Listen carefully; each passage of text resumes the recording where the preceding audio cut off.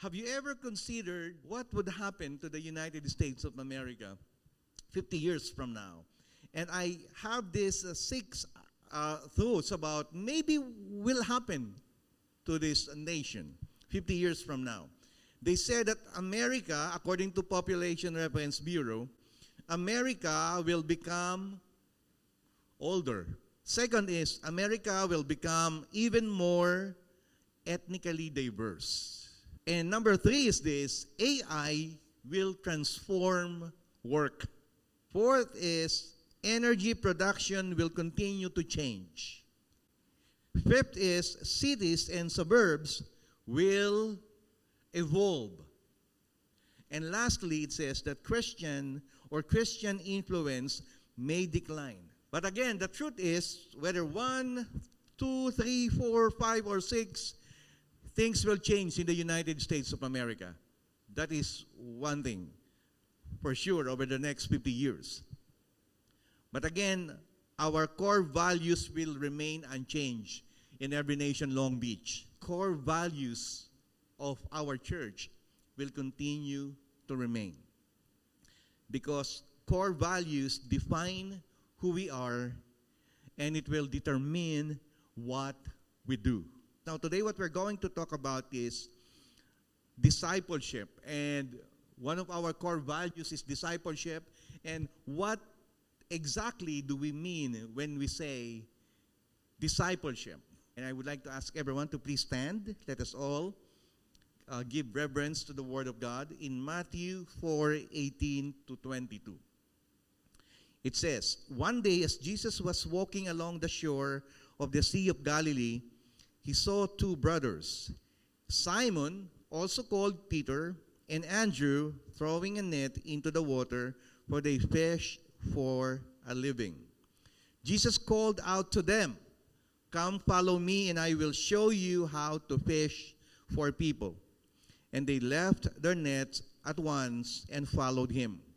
A little farther up the shore, he saw two other brothers, James and John, sitting in a boat with their father Zebedee, repairing their nets. And he called them to come too. They immediately followed him, leaving the boat and their father behind." And you may now take your seats.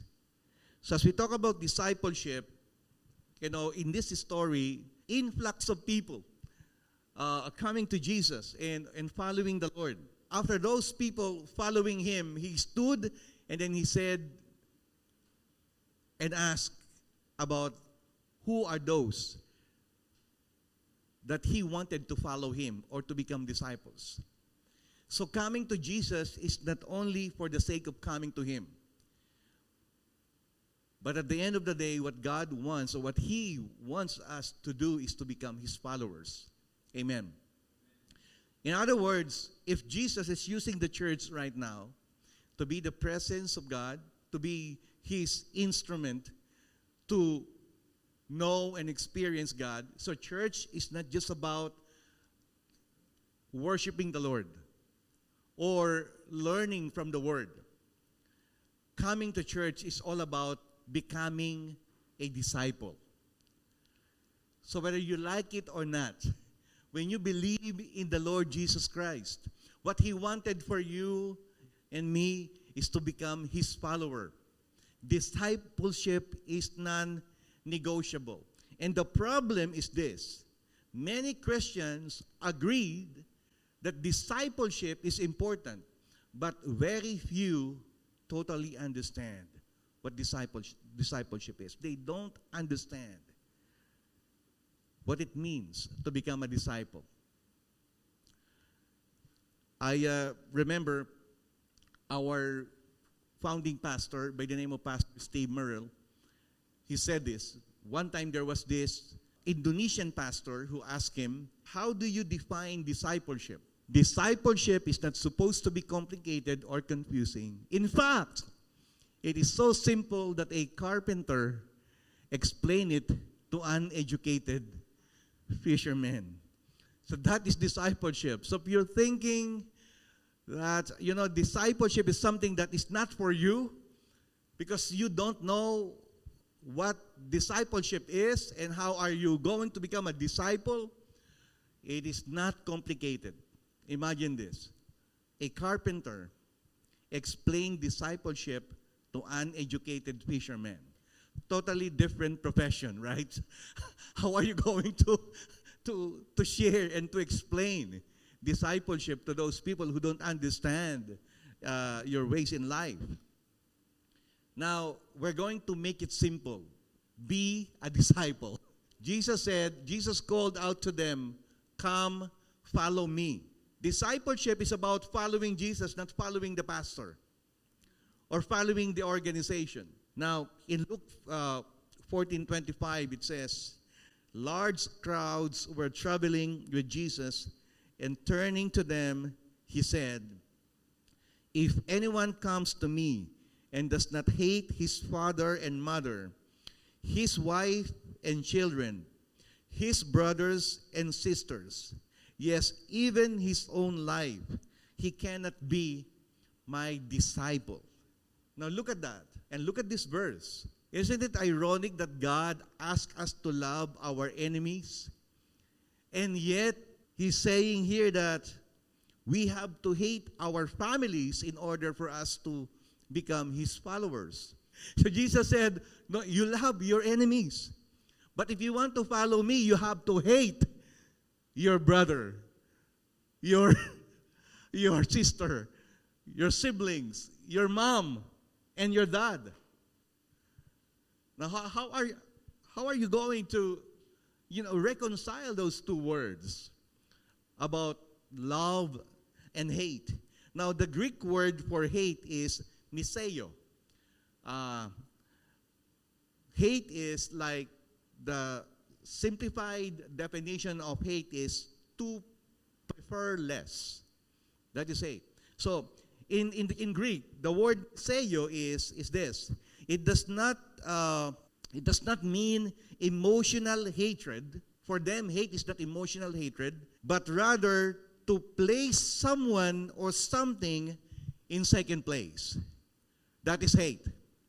So, if you're saying or telling someone that you hate that person during the time of Jesus, you're not saying, I hate you with emotion. We're saying, I hate you. With passion, because you are motivated by emotion. Hate is by saying, I hate you, Brother Dodi, because you are less. Okay? Second place when it comes to important people. So when someone said, I hate you, it prefer less value. What if Jesus will come to your house today? What will you do? Are you going to prefer Him less or put Him on the second place of importance in your house? So what He will say is, you are not my disciple. Simon, Andrew, James, and John, what they did was they preferred Jesus above their dads. Their dad, Zebedee. Simon Peter preferred Jesus above his work as a fisherman. So our love for Jesus should be so powerful that in comparison, it seems as if you hate everyone else that you love. Even though you love your wife, your husband, your kids, the truth is, they are always on the second place when it comes to the position of God in your life. The only security that we have when it comes to our loved ones is what? Is their love for Jesus. I don't know what's going to happen to my kids. I don't know their future. But there's one thing that I can do for them to prepare a better future for them. To love Jesus. It gives me security. I know that loving the Lord, following Jesus is not easy. Do you believe that? Only me believe that is, it's hard to follow the Lord. That's why we need someone to help us grow in our relationship with Him. This book entitled Mere Christianity, I don't know, for some of you, you've read that book. The author says, discipleship is a call to me, but it is a journey of we. When Jesus said to Peter, come follow me, He did not just ask Peter to follow Him, Jesus, but He asked John, James, and the 12 disciples to be together, to grow in their walk with Jesus. Amen. So, thank God, God called you to become follower of the Lord. But you will never survive following Jesus if you're alone. Even though I'm a pastor, I can survive becoming a pastor alone. I need someone, right? I need church. I need leaders. Someone once said this, that you need people under you, your peers, and those people in authority to cover you. We need those. Because discipleship is a call to me, but it's a journey of what? Of we. Amen. Being a disciple is a lifelong journey which happens best in a community. That is discipleship. We are not perfect followers of Jesus, but we help one another to follow Him no matter what. Amen. I can say I am a better follower of Jesus because I'm a pastor. No. We became better followers if we stay together and we grow together. So be a disciple. That's how we simplify the definition of discipleship. And second is make disciples. It says, I will show you how to fish for people. Who among you here you've experienced leading someone to God in your life? Like someone who do not know the Lord, someone who don't follow the Lord, no idea about what the Lord has done for them, and then all of a sudden when you share the gospel to them, you can see how the Lord transformed the life of that person. There's this joy in your heart, right? There's this, you can even define that kind of happiness that you've experienced when you see someone coming to the Lord Jesus Christ. Fish for people is the starting point of making disciples. We always talk about this discipleship and fishing for people. We talk about I was talking to some of the church planters before.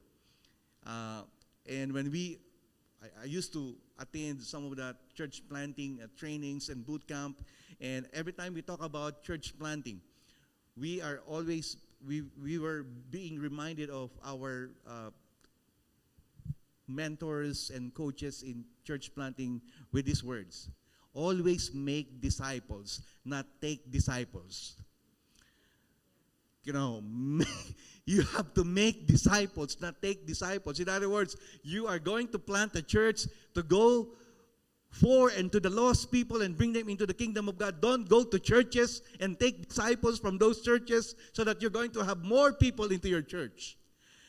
That's not the way God asks us to do it when it comes to discipleship. You make disciples, don't take disciples. Amen. Let me just read this to you. It says, immediately something like scales fell from Saul's eyes, and he could see again. He got up and was baptized. And after taking some food, he regained his strength. And Saul spent several days with the disciples in Damascus. Verse 20, at once he began to preach in the synagogues that Jesus is the Son of God. And all those who heard him were astonished and asked, isn't he the man who raised havoc in Jerusalem among those who call on this name?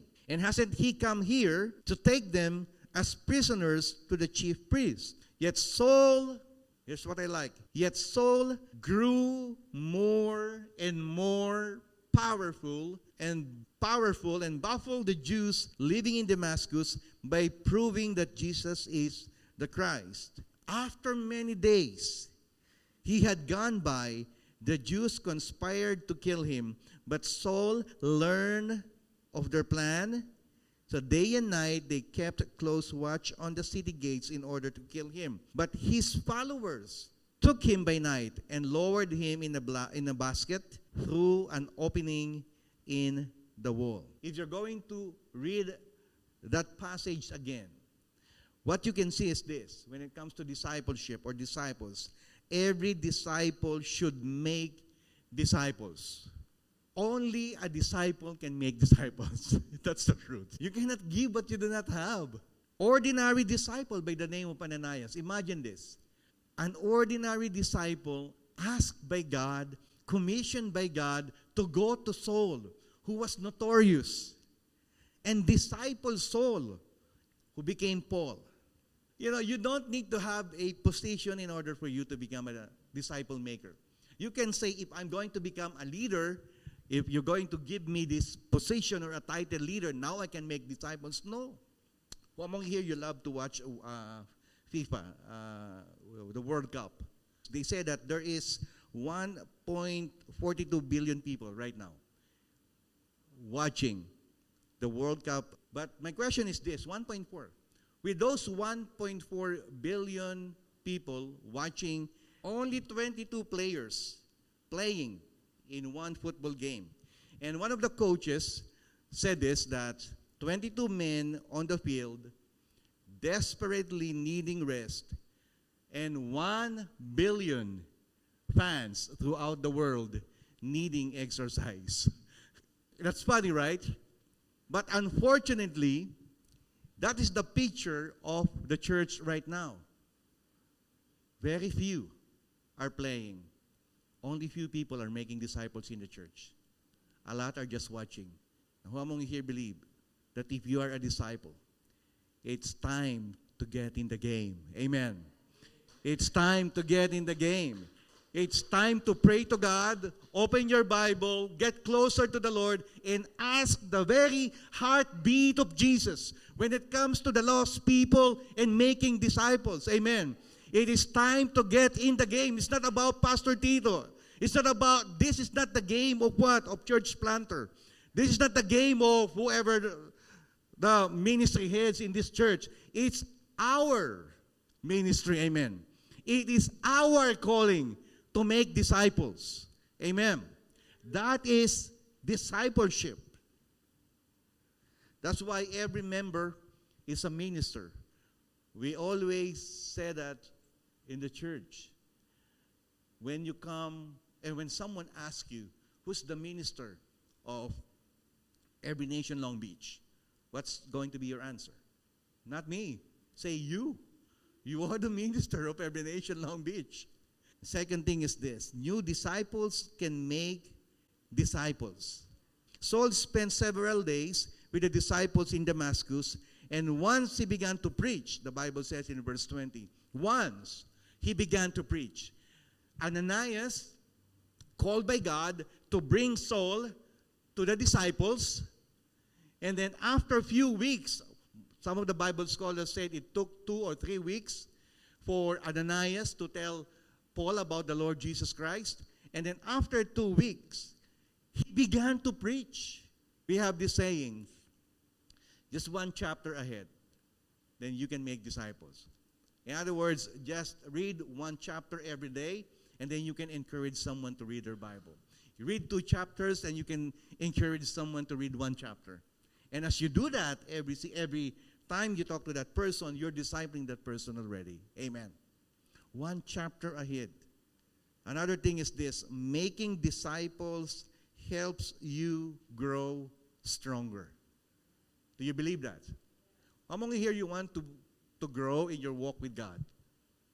Help someone grow.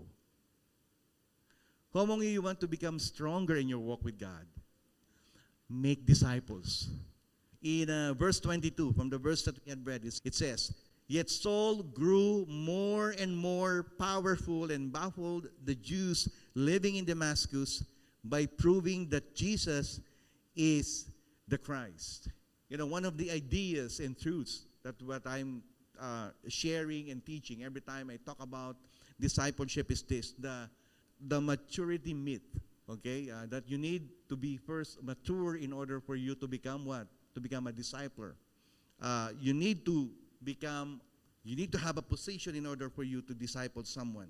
If you're going to learn from the story of Apostle Paul, he did not wait for how many years to be trained in order for him to disciple and make disciples. Well, actually, after 2 weeks, he made a decision to disciple people, and the Bible says he grew in power. Amen. He grew in power. So Paul did not wait to be more powerful before he ministered, but he grew more powerful when he started to minister. When you minister, more power to overcome. Amen. Before I end, as we make disciples, just like what Pastor Steve said, that discipleship should not be complicated, and we should not be confused. It's so easy, it's so simple. One of my favorite basketball players is by the name of Kobe Bryant. And Kobe Bryant, a lot of people cried when he died. But, there are, truths about his discipline and focus and love for basketball. He said this: never get bored with the basics. Never get bored with the basics. Kobe often emphasized that the basics win championships. Instead of chasing highlights plays, he practiced footwork, balance, shooting, form, and defensive positioning relentlessly. Pastor Steve said this: you don't need to get fancy. You don't need to impress people. And that is making disciples.